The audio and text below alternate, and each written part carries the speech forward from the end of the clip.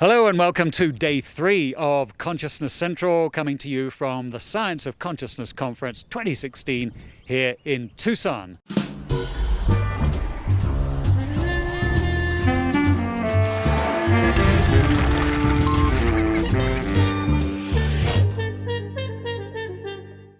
So I'd like to welcome my next guest, Stuart Kaufman. Stuart is a philosopher, a doctor, and a theoretical biologist.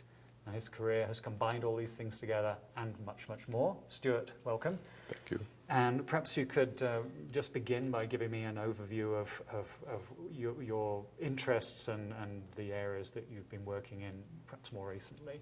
Well, more recently, I'm here because when I was a youngster, well, I was a grown-up, I was very interested in the philosophy of mind and what's consciousness. And in my old age, I'm coming back to the issue again. And I'm also very interested in the last 8 or 9 years about whether or not any laws whatsoever entail the becoming of the biosphere. And I think the answer to that is no, but I'm sure it's not our immediate topic. And I'm interested in cancer and other things. But I imagine our immediate interest is mind and body and the perennial problems. Mind, yes. And so you mentioned that you've been looking at the science of complexity and things Yes. like the origin of life. Yes. This is obviously a huge, huge area Yeah. to consider. Yeah. I suppose our current understanding of the origin of life is it's a bit magical. It's as if we had essentially a universe that was created of just sort of particles, inanimate particles, and then somehow conditions arose on the planet and life suddenly popped into being somehow. What's wrong with that model? Can you elaborate on that? So there's a bunch of parts to it. One is, there's something like 23 constants of nature that the physicists worry about. And then they got worried, how come the constants of nature are so finely tuned so we can get a complex universe? And in some desperation, if I may say so, they came up with the idea that there must be millions of universes, and fundamentally we lucked out. There's different values of the constants, and it's only in a universe with the good values of the constant that we could be. It's called the anthropic principle. And it may be true. I hope that there's other ways that the constants can get tuned, but I'm not a physicist. Granted that the constants are tuned, there's no doubt that life originated somewhere, and there's alternative theories about it, one of which is, the standard one is that DNA and RNA-like molecules can copy themselves. And it hasn't worked experimentally for 45 or 50 years, but it might. The other view that some of us are interested in is the idea that I can catalyze your formation out of Nick parts. Nick can catalyze Sasha's formation out of Sasha parts, and Sasha can catalyze formations of me out of Stu parts to make a collectively autocatalytic set. Nobody catalyzes his own formation, or her own if we include Catherine. Okay, but collectively we do so. So they're called collectively autocatalytic sets. That's worked. People have made peptide autocatalytic sets, DNA autocatalytic sets, RNA autocatalytic sets, and we're lacking now getting them to arise from essentially random polymers, because these are kind of engineered. And then we have to make a protocell by putting them it's a soap bubble-like thing called a liposome that would then divide and carry with it the self-reproducing system inside, and then be able to evolve. I suspect that we're going to succeed in the next 20 years, but people have been saying that for a long time. So I'm in love with the collectively autocatalytic set idea myself, but I'm biased. Can this give us a clue to what evolution Yes. is and how it's driven? Yeah, Darwin's got most of it. We don't have to repeat Darwin. Sure. Very smart English gentleman. Very smart, Thank you. Hopefully our audience too. Yeah, pick up I tried a Brit accent. He doesn't have all of it. So part of this work that I did on complexity theory a long time ago says there's a lot more spontaneous organization in the becoming of the biosphere than we knew 70 years ago or 100 years ago. And I don't think Darwin would have minded that at all. It turns out that complex systems of a whole bunch of kinds show spontaneous order. For example, these autocatalytic sets mathematically can emerge spontaneously if you make a complicated enough soup, okay? Or order in genetic regulatory nets that control development arises more or less spontaneously. It doesn't take the work that one might have thought by natural selection. So that's one part of it. And the other part that I think is really important is you know Newton's laws and the ball's rolling around. Well, if you know the initial and the boundary conditions, you just integrate Newton's equations to get the behavior of the balls. Well, you can ask, are there any laws that entail in a similar way the becoming of the biosphere? And I think the answer is no. And we have to rethink a lot of things if that's true, Nick, because our model of science is Newtonian science, and you have your theory and you test it and so on and so forth. And it's easy to persuade you that you can't, but then it's a long argument. When life started, do you think you could have said giraffes? No, right? Could you have said that feathers evolved for thermoregulation would be co-opted for flight? No. So you can't state 3 billion years ago what the relevant variables are going to become. In physics, you can always state ahead of time what the relevant variables are. You can't in evolution, nor in technological evolution can you state the next invention that's going to be made? Well, no, right? So the biosphere and the econosphere become in a way that is beyond entailing law. And this is magnificent. Before we get to consciousness, nothing out that window where you're shooting your B-roll arose because there's, in my view, either a God directed it or it's describable by some law like after all, we can get to Saturn using Newton's laws. There's no equivalent for the becoming of the biosphere. And that's a big change in how we think. So that's occupied me for the last 10 years a lot, in addition to trying to struggle with the mind-body problem. Wonderful mystery. Excellent. Yeah. Thank you very much for expanding on that.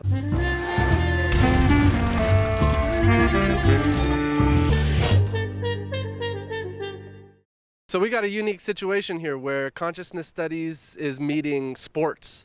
So we're here at the tennis courts, and we've got Mark here, Mark Valladarez, yeah. And you are a tennis pro in Kansas City. That's who correct. Also has a background in neuroscience. Yes. And you're organizing a tennis match here, a tennis tournament. So I want to know what's going on here. What's up with this? Well, this is our first tennis-centric tennis tournament for the science of consciousness.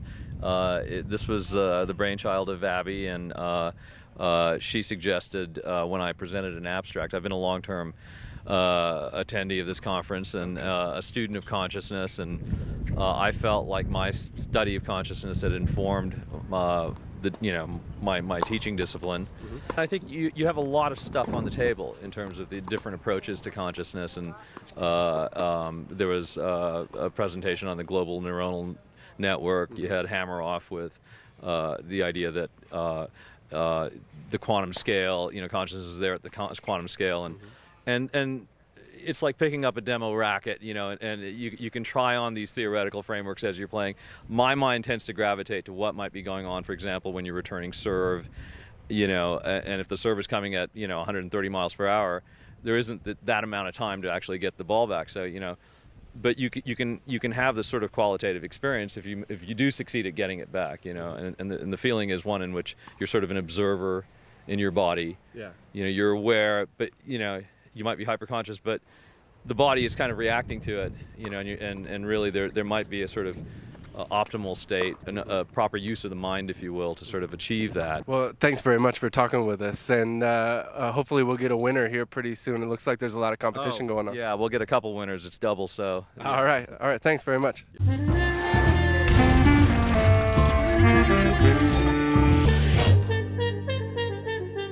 So now over to Dorian Electra, who is meeting and greeting people at the Gala dinner for this year's TSC conference. So what are you here talking about or learning about, or? Well, I'm interested in the Hindu perspective on consciousness. I'm a geneticist and a molecular biologist, and I would like to bring modern biology and the Hindu perspective into concurrence. That's why I'm interested in these talks. Right. What is the craziest theory about consciousness or craziest idea that you've heard while here? I don't know. I think that consciousness is also to be found in the rocks and stuff like that. So panpsychism? Yeah, a bit like that. So you don't buy it? You don't buy it? No. Consciousness is a bit weird itself, I think. So I actually don't believe in consciousness. So. Oh, you don't believe in consciousness? So it's like a ghost or Santa Claus? Sorry if you still believe in Santa Claus. Yeah, exactly. So it's a thing we made up, and we're chasing something that maybe doesn't exist. So are you a fan of Dan Dennett, maybe? No. I don't mean it like that. So. Okay, all right. Quick save there. Yeah, exactly. Ooh. What's been the most interesting talk or idea that you've heard? I know it's a hard question, but Interesting. One way to put interesting is I heard a guy talk about, in the same sentence, pyramids, hieroglyphics, and black holes.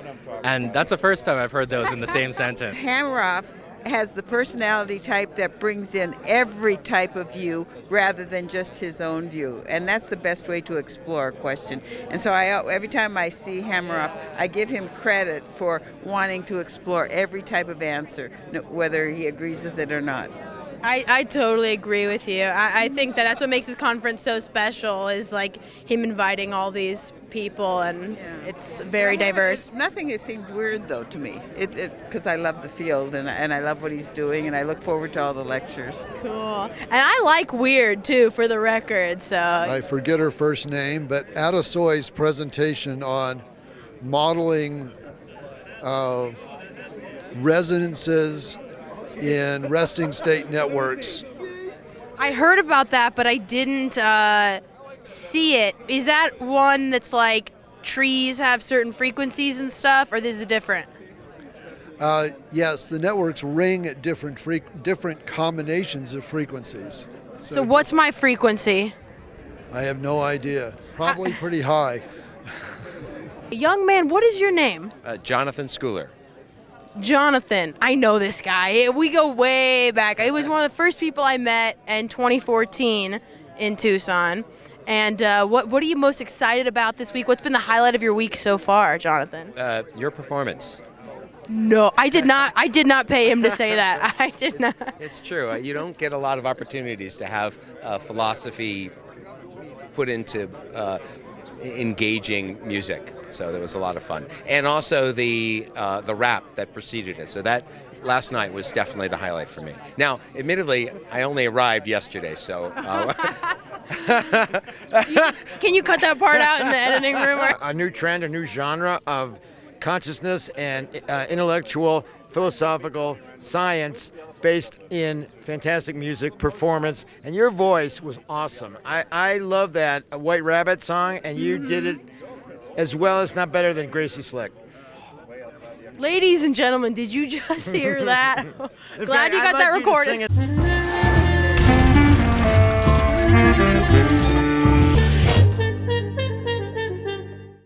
I'd like to welcome my next guest, Henry Stapp. Henry is a theoretical physicist and a professor emeritus at Lawrence Berkeley Laboratories at UC Berkeley in California. Henry, welcome. Thank you. Thank you. So let's start just by perhaps asking something that might seem obvious to you and me, but perhaps to people who are coming to this subject and finding their way into it. When we think of physics, we think of describing the universe and gravity and things like that, the theoretical forces. How does consciousness figure into physics? Well, consciousness did not figure in when Isaac Newton, for example, invented modern physics, called classical physics these days. And so consciousness was definitely left out. It was supposed to not be a part of the scheme at all.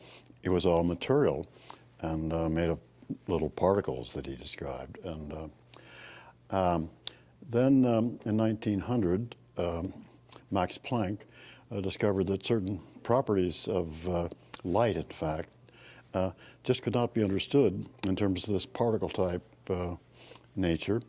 And so that was 1900, and physicists struggled on basically for 25 years until Heisenberg came along. And he had a lot of roots in philosophy, actually, and so recognized that the problem was this idea that somehow our conscious perceptions of the world around us were conscious just consciousness grabbing what was out there. And he realized that he had to make a distinction between what was out there and our perceptions of it. And our perceptions of it are, of course, existing in our consciousness. And that not only was it a passive, not a passive reception of the details of what were out there, but actually that the conscious observer had to enter into the process of forming his perceptions in a way that made him a player in the game. And so that was really a revolutionary idea, and the most revolutionary idea in quantum mechanics, that somehow the observer had to be brought in as not just a passive witness or a spectator of what's going on, but actually an agent or a player in the game. From all this, does this help us in a way that I can understand, because this does get quite dense for me, and probably most of the people watching too. But is there some way from this that we can say, where does our awareness spring from in this process? How come I'm having this feeling of being here and you're there and we're alive in the world? Where does that equation equals awareness? How do you find it? Well, even before we got involved in this stuff, there was a question of the ontological nature of things. And as you know, the mainstream idea is materialism, that it's all matter and there's no room for consciousness. So that's where the question arises. On the other hand, quantum mechanics is basically, at the first level, it's basically dualistic, because you admit right from the start that there are two different kinds of stuff, just like Descartes. There's two totally different kinds of stuff, and the problem is to formulate laws that connect them. And now, however, if you look a little more closely at things, you find that the material stuff is described not in terms of ordinary material stuff, but in terms of wave functions or state vectors, which only give you potentialities or possibilities for something. Well, possibilities are more in the mental realm. I mean, a possibility or a potentiality. I mean, you basically understand that most intuitively as something that's part of the mental world. So even though you have this description in terms of numbers, mathematical numbers ascribed to points to give you a field, nonetheless, the nature of this thing, the way it acts and behaves, is more like mind than like matter. And then you can go one step further, and you ask, and how does this mind behave? Well, you find that this wave function, at least, behaves in the following way. As soon as you get more information, it collapses. Well, that's how mental things work. You know, you get more information, and your ideas are now changed from what they were because you got more information. So the whole thing looks like it's behaving more like mind than like matter, just looking at it to how it's behaving. So it tends to move you from either you started with a dualistic thing, but the dualistic thing is kind of moved towards the idealism perspective. And so just looking at the way things behave, it's more akin to idealism. Well, it's kind of what I call a dual aspect monism, idealism. It's dual aspect because at the beginning you're talking about two things, and yet in the end it looks like it's all mind. And I do kind of mention that for a physicist, the idea that the material universe is an idea in a mind is pretty easy to grasp, because that's what we do. You know, we're all the time, we have these ideas of the physical world, but they're mental.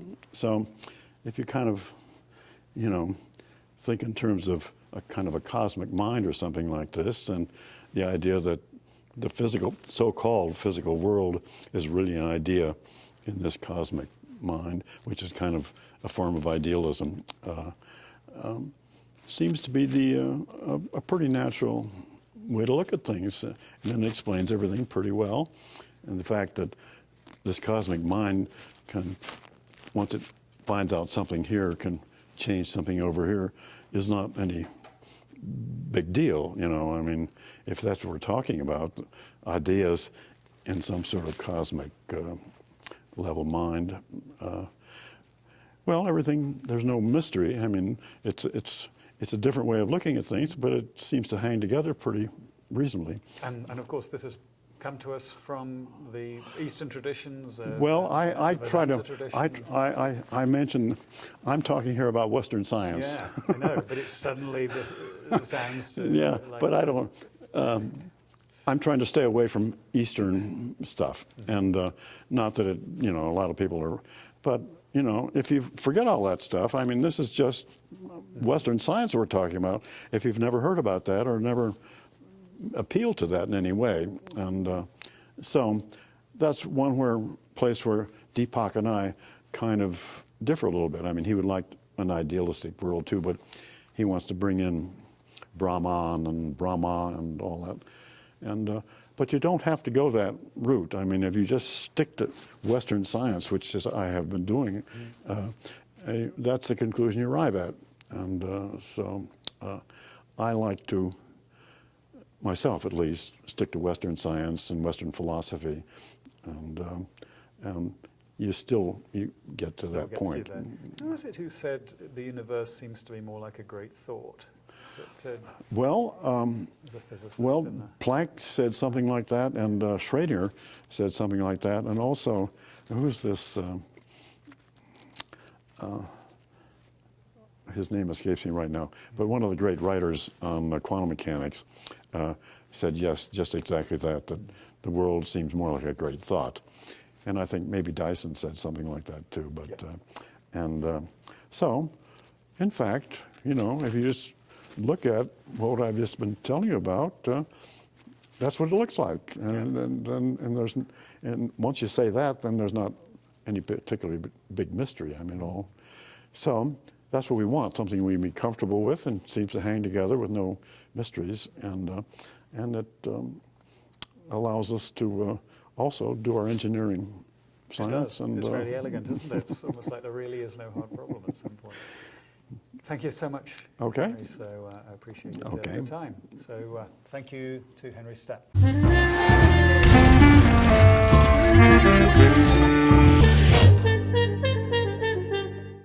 So the time once again has come to find out what's been going on day 3 of the plenaries, and here with his legendary roundup of a whole day's activities in 7 minutes, Cameron Keys. Welcome, Cameron. Hi, man. How are you doing? So, good.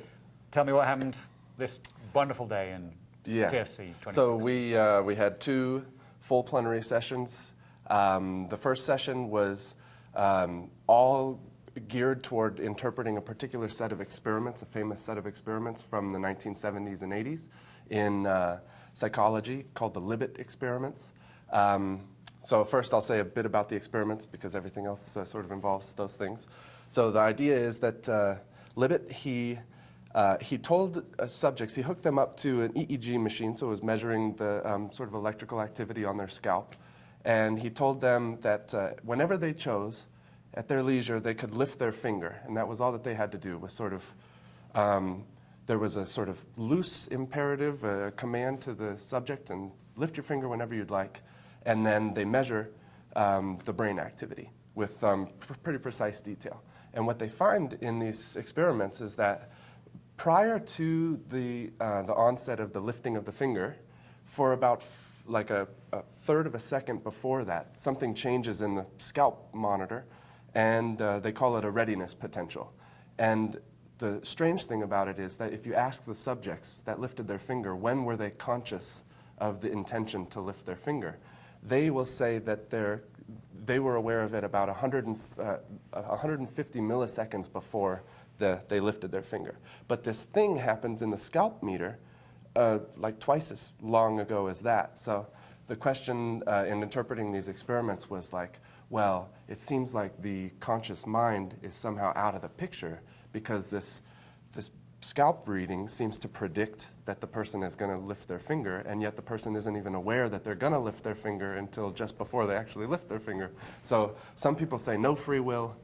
Some people say that there's quantum effects, and so that the conscious subject is actually causing the stuff to happen before they're sort of consciously aware of it. So there's a whole bunch of different interpretations of this experiment, or these sets of experiments that have been, and so it's been a big debate for 30 or so years. And so this panel was talking about how do we make sense of that? So the first speaker, Aaron Scherger, he tried to provide a new method for analyzing the data from the experiments. So he says basically if you begin with the premise that these experiments were really good, nice set of experiments, and that there's some like generalizable, so that all decisions are kind of like this experiment. Then, and he also suggested, well, what if we think that that activity on the scalp monitor is caused by random sort of stochastic, sort of probability, just random noise sort of in a system. What happens if we look at it that way? Then, so what they have some software that they developed, and it analyzes all the data from those experiments. And what this gentleman was saying is that it turns out that the sort of random noise model predicts the results just as well as anything else, so that the conscious intention to push the button is doesn't necessarily mean, so the whole set of experiments doesn't necessarily mean that there's no free will. So he sort of says, using some statistics, that readiness potential, that scalp reading, doesn't actually predict the person going to lift their finger like they originally thought that it did.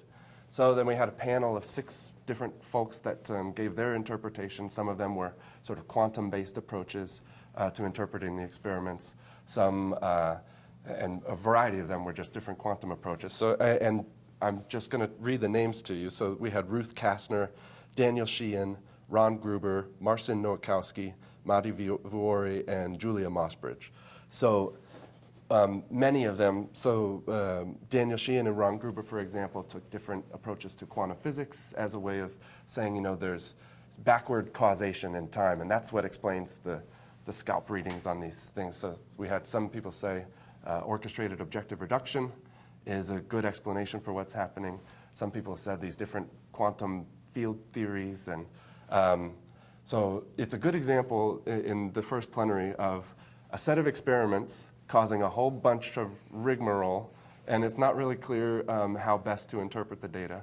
And a lot of people that are very, very smart have pretty well-developed positions to interpret the data, and yet they seem to be irreconcilable, a lot of the different interpretations. So that's how science works. It was on display at the first plenary today. And then, so the next plenary was Google's quantum biology folks and machine learning technicians. So we had Harmit Navin, who runs Google's quantum biology artificial intelligence laboratory. He told us about Google's roadmap for building a big quantum computer and what they hope to do with that quantum computer once they build it. So the reason that they want to build a quantum computer is because in the future, being able to compute and simulate quantum systems would be really helpful for even really basic things like drug development or figuring out how a new pesticide might impact a biological system. There's a lot of ways that quantum computing could be really important. So he described 2 different approaches to building these computer chips. One just a sort of quantum circuit design, and one that he calls annealing, which uses quantum tunneling to do some calculations.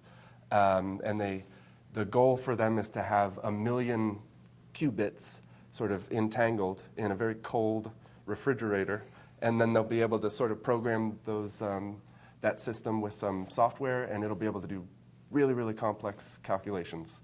So he told us all about the road to that quantum computer. And then Christian Szegedy is a statistician, he studies machine learning. So he was telling us about how did Google get to the point where they could do the photo search. When you Google a photo, or it'll go through the history of all of your photos and tell you facial recognition and all of that kind of stuff.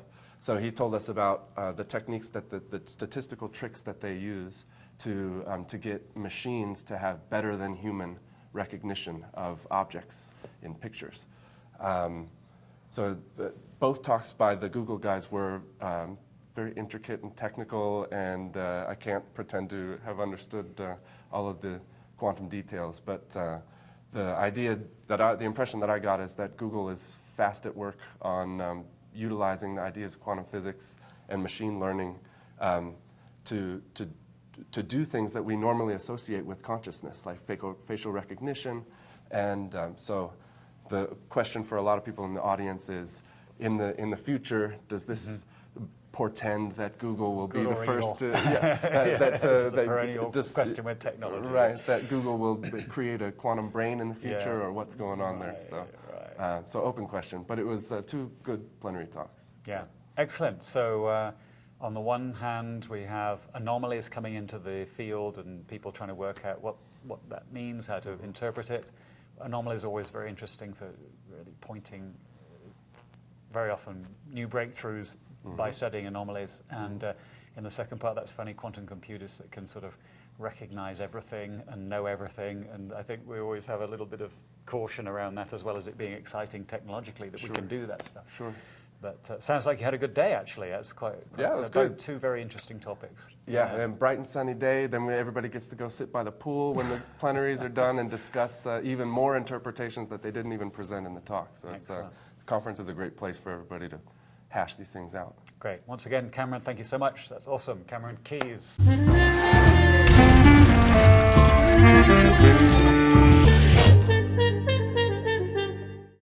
On day 3, I started out in the morning feeling extremely chill. Aaron Sugar was there to murder Benjamin Libet on free will. I hadn't had any coffee yet, but still I was feeling wide awake. And when would I reach for a cup? What's the basis of every decision I make? Which phrases would I choose to adapt in today's rap? I say choose because it's predetermined. I can't explain what I happen to grasp. All I know is I'm feeling focused. I'm steady with the mental. You want me to rap? I rap. That's my readiness potential. I felt the choice building up in my head with a sense of poise. But according to Aaron, that feeling is nothing but random noise. Or at least those are the questions over which he can't sleep. Hey Aaron, you better check your habits. Are you sure it's not the caffeine? Hook a subject up to EEG and tell them to act of their own volition. Spontaneous fluctuations subject to pattern recognition. A false positive in the flash photo of time-locked averaging. Google mapping recognition software could tell us what's happening. If Google can tell the difference between a husky and an Eskimo dog, it could tell us whether Libet's action potential is random or not. Christian Segedny, he works on this kind of automatic feature extraction, but wait.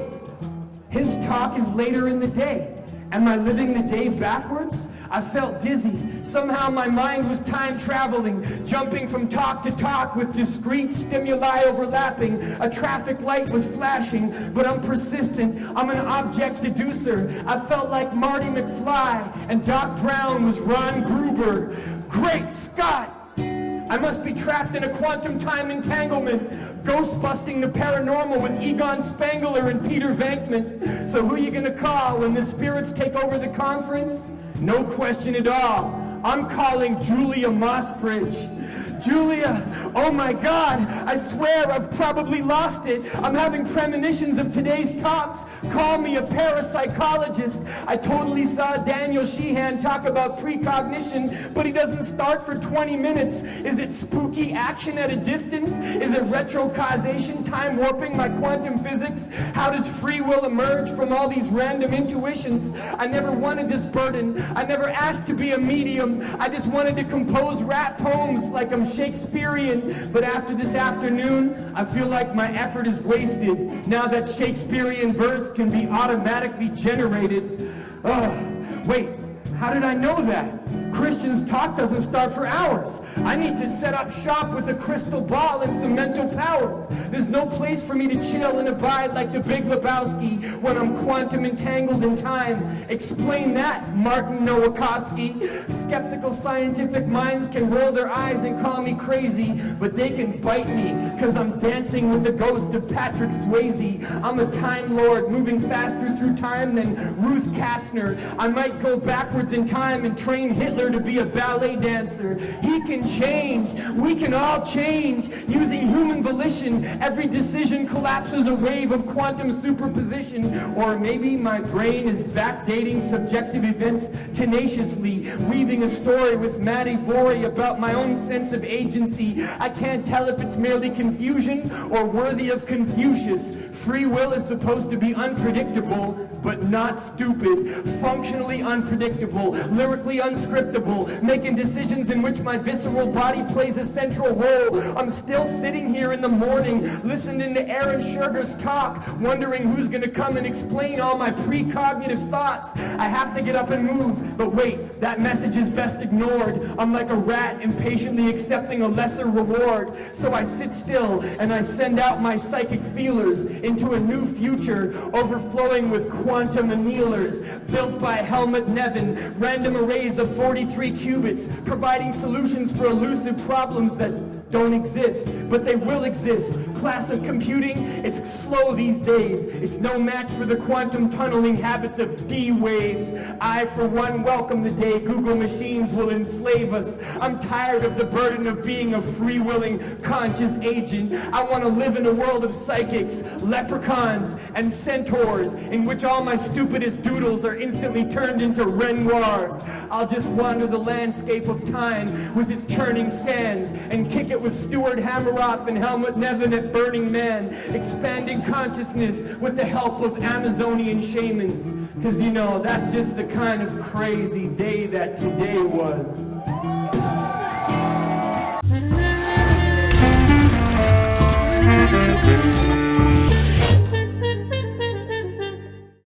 So that just about wraps it for today's show. Please join us again tomorrow on Consciousness Central for more from the Science of Consciousness Conference here in Tucson. Bye for now.